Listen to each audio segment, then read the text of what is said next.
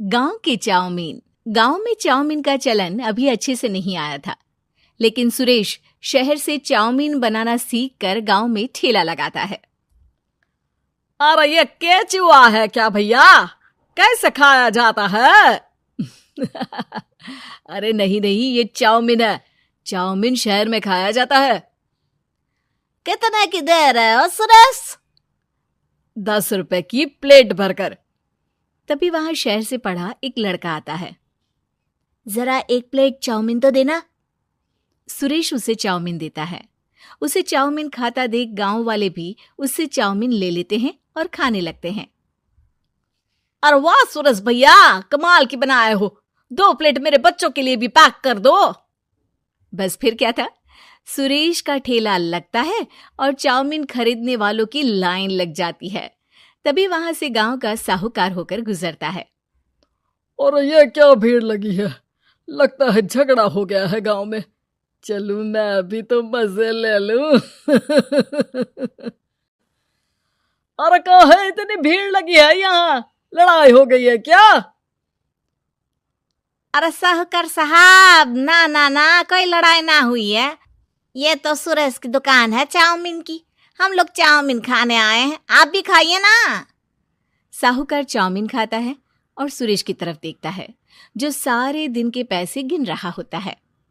अरे सुरेश, क्या लागत है इस काम की? अरे साहूकार जी, आप अब आए हैं तो ये पूरे 10,000 रुपए ले जाइए, जो पिछले साल शहर जाने से पहले आपसे लिए थे ना। लागत तो क्या कहे, जो आपने दिया था उसी में सीखा भी है और दुकान भी खोल ली। अरे पैसे इतने जल्दी क्या जरूरत थी? कैसे जरूरत नहीं थी साहूकार जी, इतना मोटा ब्याज कहाँ से भरते। साहूकार को अब सुरेश की दुकान को हड़पने की लालच आ जाती है। नाना करते ये सारे दिन में 500 रुपए कमा ही लेता है। अरे गांव में ये ऐसे ही कमाता रहा तो कहीं ब्याज का काम ना शुरू कर दे। अरे भैया, कोई ना कोई जुगाड़ तो करना पड़ेगा। अब साहूकार घर आ जाता है और अपनी बीवी को सारी बात बताता है।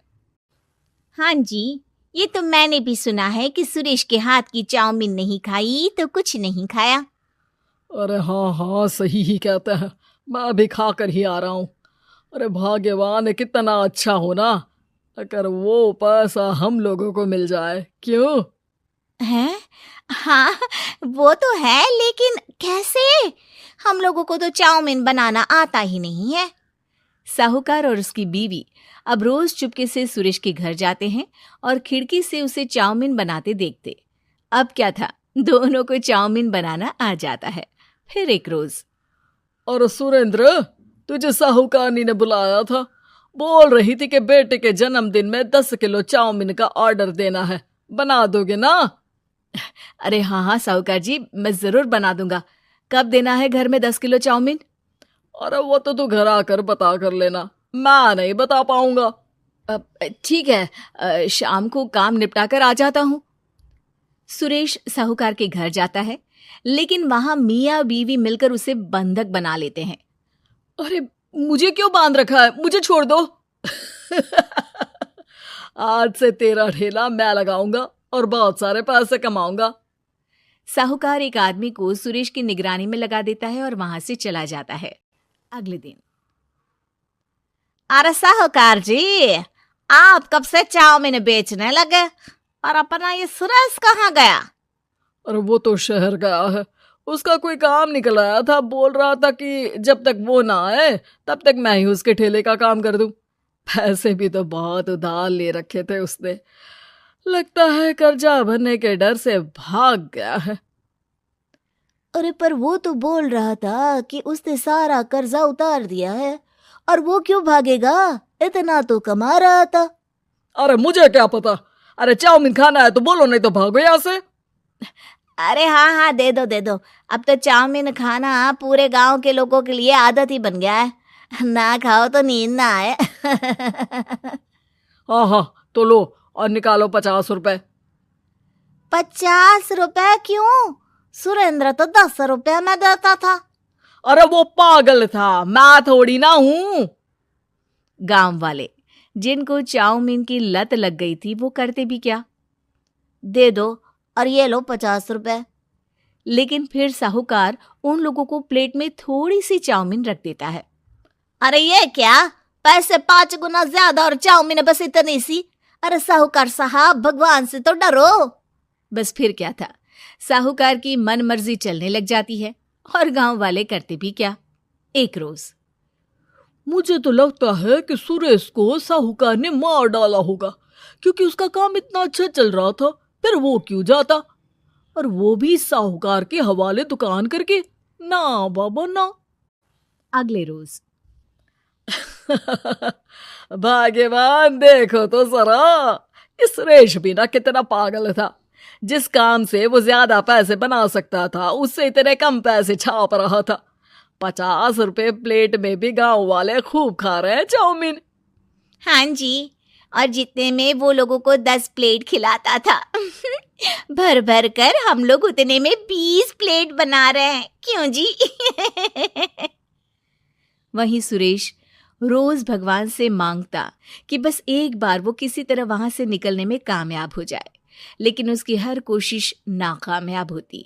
फिर एक दिन, अरे भाग्यवान, ऐसा कुछ करो कि चाउमीन बनाने का खर्चा आधा हो जाए, जिससे हम लोगों को और मुनाफा हो। ना जी, मुझे तो कोई तरकीब ना सूझ रही। अरे सुनो, एक काम करते हैं, चाउमीन बनाने में जो सब्जी लगती है वो मंडी में लेने तुम देर रात चली जाना। तब तक वो सारी सड़ी गली सब्जी जो दुकानदार वहीं फेंक जाते हैं, वो उठा कर ले आना फ्री में।